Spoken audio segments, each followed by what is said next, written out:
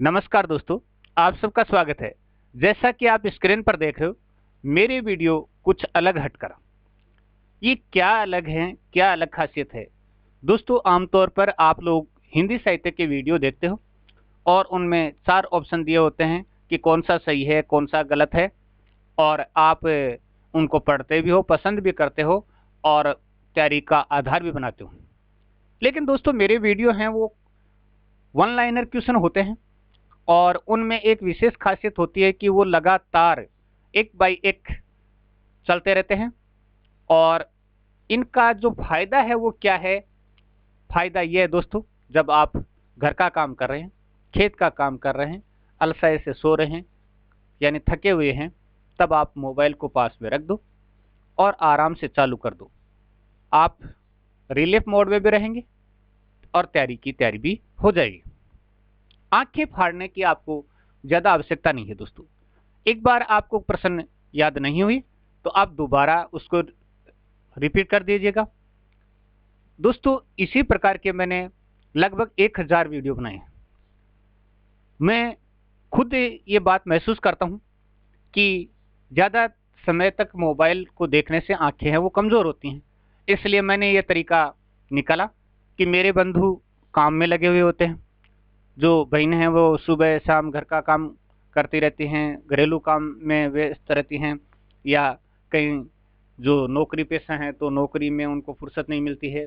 इसके अलावा जो मेरे तैयारी करने वाले जो भाई हैं, उनको भी काम धंधों से फुर्सत नहीं मिलती है। भाई देखो, तैयारी भी होनी है और रोजगार भी करना है। दोनों तीनों चीज़ें साथ चलती रहती हैं, क्योंकि बेरोजगार के साथ कई समस्याएं आती भी रहती हैं। तो ये जो वीडियो हैं वो आपको तैयारी कराएंगे, लेकिन तैयारी मोबाइल के सामने आंखें फाड़ कर देखने से नहीं, बल्कि मोबाइल को आप अलग हट कर रख दो और आवाज़ आप तक पहुंचती रहेगी और आपके सामने प्रश्न भी उपस्थित रहेंगे। जब आपकी इच्छा हुई तो आप उठाकर देख सकते हो। तो एकदम रिलैक्स मोड में पढ़ने का ये तरीका है मेरा, और मेरे हर चैनल पर इसी प्रकार के वीडियो आते हैं। तो ये अलग तरीके हैं जिसको मैंने शायद आपको आज तक बताया भी नहीं था। और दोस्तों, जैसे कोई बहन है खाना बना रही है, वीडियो चल रहा है और उन्होंने मोबाइल को कहीं साइड में रख दिया, आवाज़ आ रही है, आराम से खाना भी बन रहा है और वीडियो भी चल रहा है। तो कितना शानदार है! आप भोजन कर रहे हैं, वीडियो चल रहा है और आप आराम से खाना भी खा रहे हैं, आप सो रहे हैं तो भी। तो ये चीज़ें मैंने आज आप तक शेयर की हैं और ये आपके लिए काफ़ी, हिंदी साहित्य की तैयारी के लिए तो काफ़ी उपयोगी हैं। तो दोस्तों, चलते हैं और आज हम अलग हटकर वीडियो में 60% देखते हैं। रस निष्पत्ति के संबंध में शंकु का सिद्धांत किस नाम से जाना जाता है? रस निष्पत्ति के संबंध में शंकु का सिद्धांत किस नाम से जाना जाता है? अनुमितिवाद के नाम से जाना जाता है, जिसको न्याय दर्शन भी कहते हैं। और न्याय, माफ कीजिएगा, रस निष्पत्ति के संबंध में शंकु का सिद्धांत किस नाम से जाना जाता है? अनुमितिवाद के नाम से जाना जाता है, और ये न्याय दर्शन के सिद्धांत पर आधारित है। न्याय दर्शन कहते नहीं है, न्याय दर्शन के सिद्धांत पर आधारित है। अनुमितिवाद के नाम से जाना जाता है, रस निष्पत्ति का सिद्धांत है, शंकु का सिद्धांत है। चलो, प्रश्न तैयार हो गया। भिखारी दास कहाँ के निवासी थे? भिखारी दास प्रतापगढ़ अवध के निवासी थे। प्रतापगढ़ राजस्थान में भी है दोस्तों, और प्रतापगढ़ उत्तर प्रदेश में भी है, और उत्तर प्रदेश में अवध के अंचल में प्रतापगढ़ है। चलिए, आचार्य चिंतामणि की भाषा कौन सी थी? ब्रज भाषा थी दोस्तों आचार्य चिंतामणि की। नेक्स्ट है, मृग्यावती के अलावा राजकुमार ने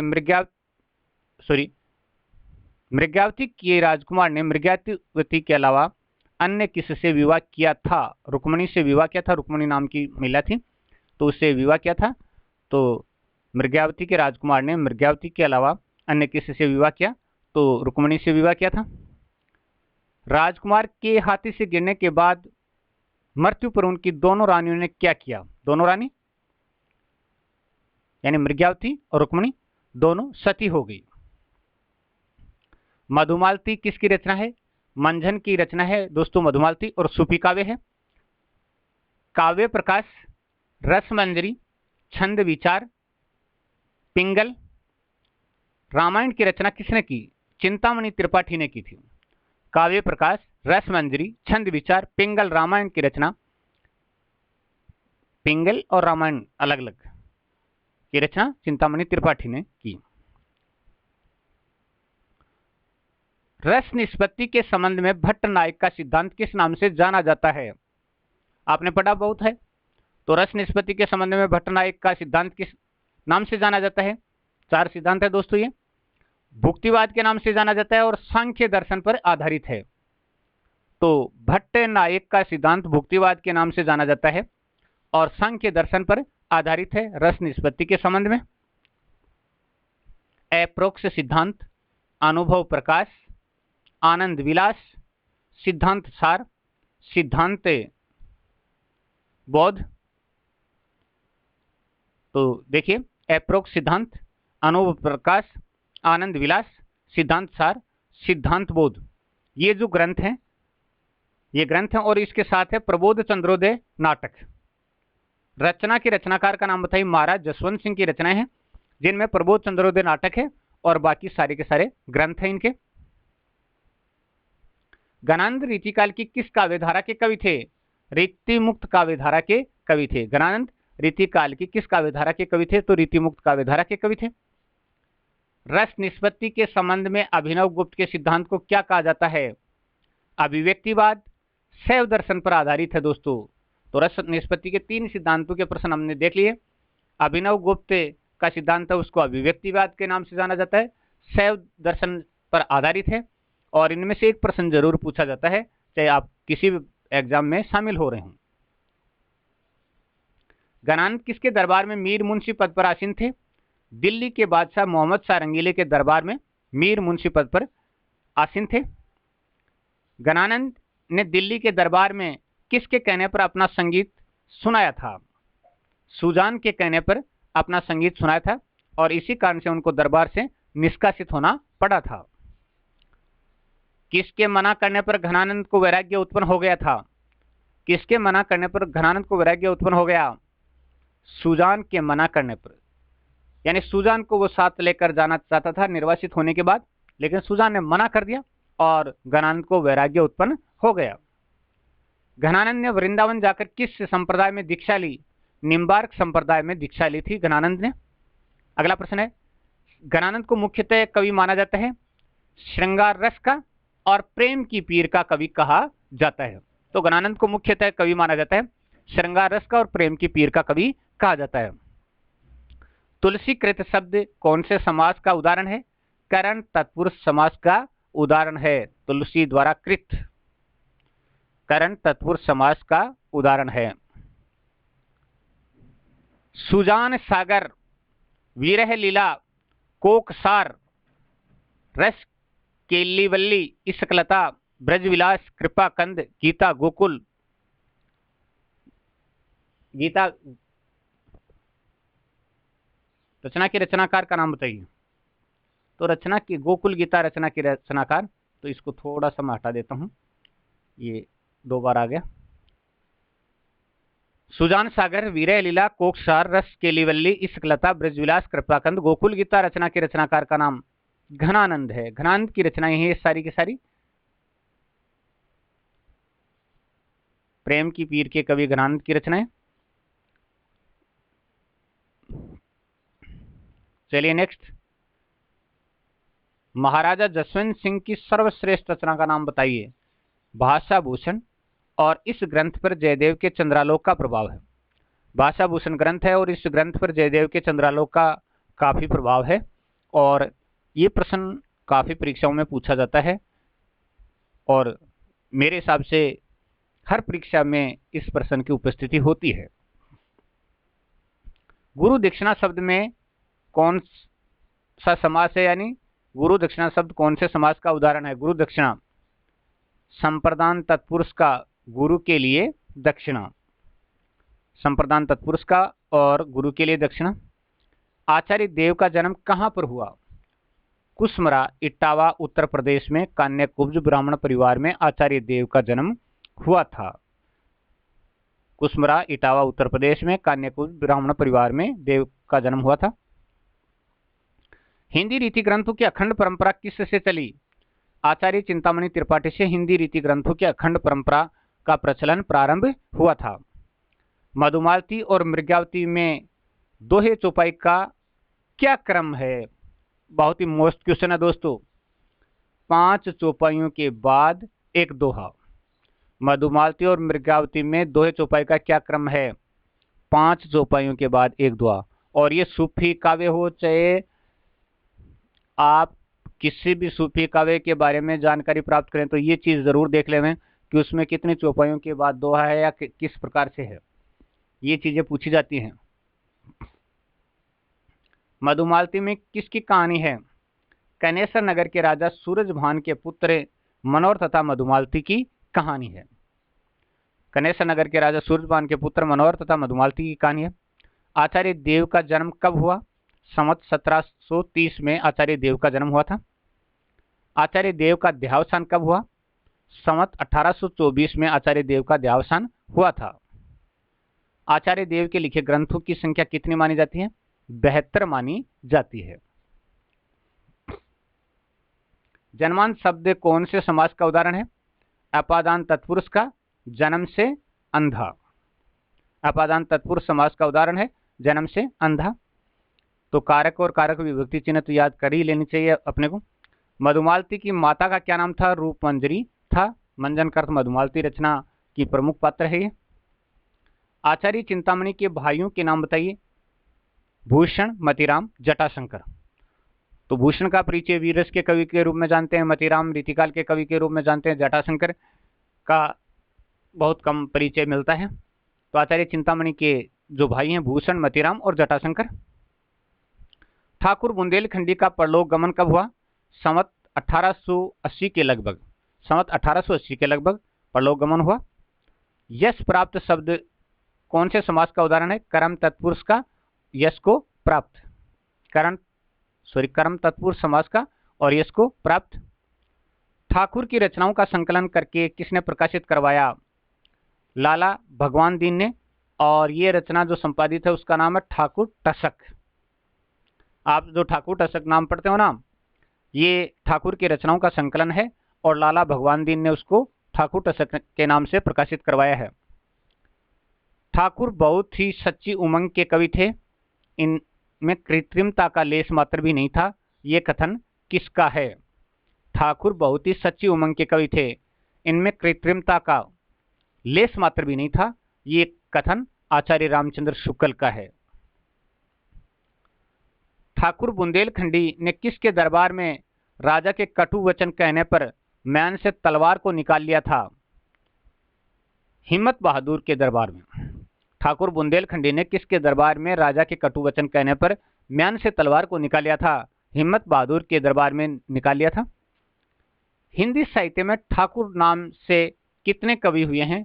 3 कवि हुए हैं दोस्तों। ठाकुर के नाम से 3 कवि हुए हैं। राजमहल शब्द कौन से समास का उदाहरण है? संबंध तत्पुरुष का और विग्रह होता है राजा का महल। रीतिकाल के कवि बनवारी किस राजा के आश्रय में रहते थे? रीतिकाल के कवि बनवारी किस राजा के आश्रय में रहते थे? महाराजा जसवंत सिंह के बड़े भाई अमर सिंह राठौड़ के आश्रय में रहते थे। तो महाराजा जसवंत सिंह के बड़े भाई थे अमर सिंह राठौड़ और उनके आश्रय में रहते थे कौन? कवि बनवारी। रीतिकाल के कवि बनवारी ने किसकी वीरता का जोशपूर्ण शब्दों में वर्णन किया है? रीतिकाल के कवि बनवारी ने किसकी वीरता का जोशपूर्ण शब्दों में वर्णन किया है? अमर सिंह राठौड़ की वीरता का वर्णन किया है। अमर सिंह राठौड़ की वीरता का वर्णन किया है। गिरधर कविराय का जन्म कब हुआ? 1770 में हुआ था गिरधर कविराय का जन्म। आचार्य चिंतामणि त्रिपाठी का जन्म कब हुआ? संवत 1666 के आसपास हुआ था आचार्य चिंतामणि त्रिपाठी का जन्म। चंद्र नाटकों की रचना किसने की? दोस्तों यहां एक कंफ्यूज पैदा करने वाली चीज है। राम की लड़ाई, नरसिंह कथा और एक सत्य हरिश्चंद्र। यहां ध्यान दीजिए, सत्य हरिश्चंद्र नाटक है वो भारतेंदु हरिश्चंद्र का है और एक सत्य हरिश्चंद्र नाटक है लक्ष्मी नारायण लाल का। तो राम की लड़ाई, नरसिंह कथा, एक सत्य हरिश्चंद्र नाटकों की रचना किसने की? लक्ष्मी नारायण लाल ने। परजा ही रहने दो की रचना किसने की? परजा ही रहने दो की रचना किसने की? गिरिराज किशोर ने परजा ही रहने दो की रचना की। लड़ाई, कल भात आएगा, बकरी। समकालीन नाटकों के नाटककार का नाम बताइए। सर्वेश्वर दयाल सक्सेना के नाटक हैं लड़ाई, कल भात आएगा और बकरी, सर्वेश्वर दयाल सक्सेना के नाटक हैं। छोटे सैयद बड़े सैयद नाटक की रचना किसने की? सुरेंद्र वर्मा ने छोटे सैयद बड़े सैयद नाटक की रचना की। शंभुक की हत्या नाटक की रचना किसने की? नरेंद्र कोहली ने शंभुक की हत्या नाटक की रचना की। मधुमालती काव्य में प्रेमा कौन थी? सहायक पात्र है प्रेमा, मधुमालती की सहेली है। राजा चित्रसेन की पुत्री थी मधुमालती। जो मंजन की रचना है उसमें प्रेमा मधुमालती की सखी है और राजा चित्रसेन की पुत्री थी ये। प्रेमा को राक्षस से किसने छुड़ाया था? मनोहर ने छुड़ाया था, मनोहर ने छुड़ाया था प्रेमा को राक्षस से। आचार्य रामचंद्र शुक्ल ने देव के कितने ग्रंथों का उल्लेख किया है? 25 ग्रंथों का उल्लेख किया आचार्य रामचंद्र शुक्ल ने देवदत्त के। चलिए, भाव विलास, प्रेम तरंग, अष्टयाम। अष्टयाम नाम की रचनाएं हैं, देव की भी है, नाबादास की भी है, और नाबादास ने 2 अष्टयाम की रचना की थी दोस्तों। मुगल विलास, प्रेम चंद्रिका, रसानंद लहरी, राग रत्नाकर, सुजान मणि, देवमाया प्रपंच, कुशल विलास। और यहां पर सुजान मणि शब्द आपको कंफ्यूज न करें, क्योंकि सुजान मणि जो है वो देव की रचना है। देवमाया प्रपंच, कुशल विलास, सुख सागर तरंग, शब्द रसायन तो देव की रचना है। भाव विलास, प्रेम तरंग, अष्टयाम, मुगल विलास, प्रेम चंद्रिका, रसानंद लहरी, राग रत्नाकर, सुजान मणि, देवमाया प्रपंच, कुशल विलास, सुख सागर तरंग, शब्द रसायन। जगदर्शन 25, आत्मदर्शन 25, तत्व दर्शन 25 रचनाओं के रचनाकार आचार्य देव हैं। तो चाहो तो दोस्तों यहां आप स्क्रीनशॉट लगा सकते हो और इसके बाद ये यहां स्क्रीनशॉट।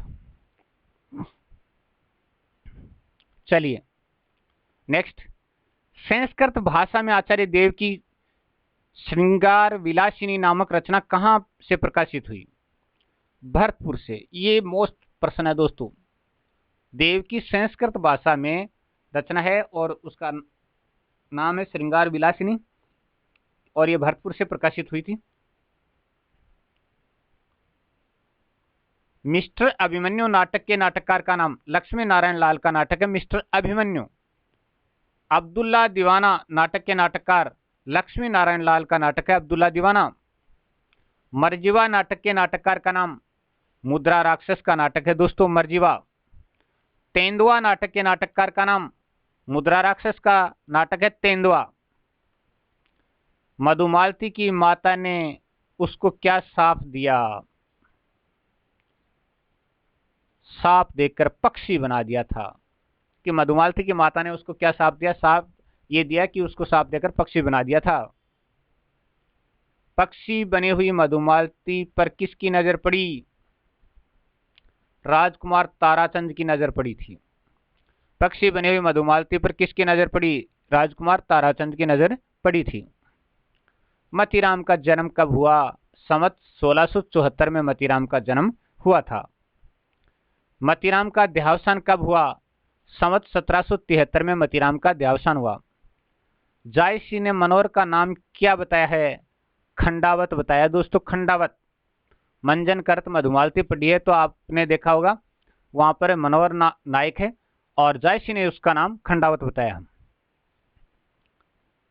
तो दोस्तों आज के वीडियो में एक प्रश्न और पढ़ लेते हैं। चित्रावली की रचना किसने की? उस्मान ने की थी चित्रावली की रचना।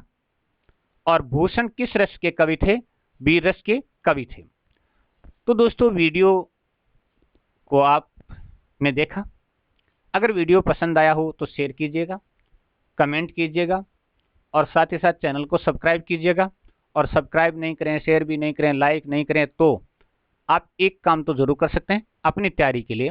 आप उसे चलाइए, देखिए, प्रश्न तैयार कीजिए, पढ़िए और बार बार पढ़िए। और जैसा कि मैंने तरीका बताया, आप किसी भी समय इसे चला करके और अपनी तैयारी को मजबूत कर सकते हैं।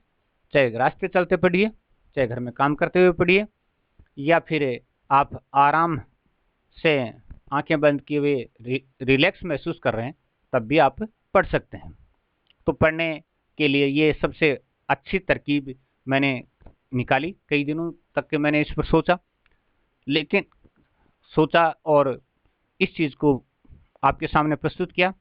काफ़ी दिनों से प्रस्तुत कर रहा था, लेकिन इस बात को शेयर आज किया है 2 साल के बाद कि मैंने इसका परीक्षण किया था कि ये सफल है या नहीं, तो सफल हुआ। और आप देखते रहिएगा। धन्यवाद।